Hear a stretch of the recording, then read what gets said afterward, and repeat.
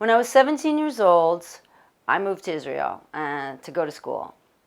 And after 2 years in Israel, I felt very frustrated because I felt like I wasn't connecting with the people. And at that time, at that age, the kids were going into the army. They had no choice. And I felt like if I didn't join the army and I wanted to stay in Israel, they would never actually accept me and I could never be a part of that society. So I made this bold decision to join the Israeli army. Before I went to the army, I took a month and I went back to Canada, to Montreal, to visit my friends and my family. And it was so much fun. We had a blast. My friends were in university. We were partying, having a good time. And then the end of the month came and it was time for me to go back to Israel to join the army.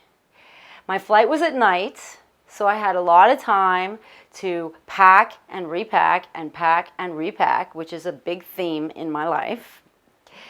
And also to, meet with friends and say goodbye. And I will never forget how the tears, they just were coming down my face. It was like somebody turned on the waterworks and they just didn't stop all day. They just gently flowed down my face. I wasn't sobbing. I wasn't hysterical.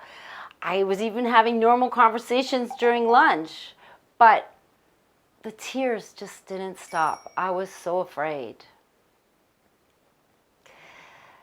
And my mother even said to me, well, now you have to go. You made this decision. You will regret it if you don't. And I realized that sometimes we make these decisions, these things we're really convinced, and we have our convictions and our beliefs that we want to do. And then time goes by before it's time to actually do them. So my suggestion is book it, pay for it, commit to it, do what you can to lock yourself in.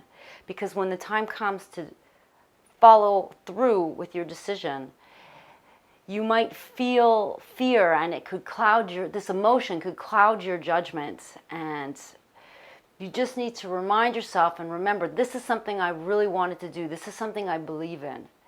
And so you just kind of go with it after that because it's already been set in motion.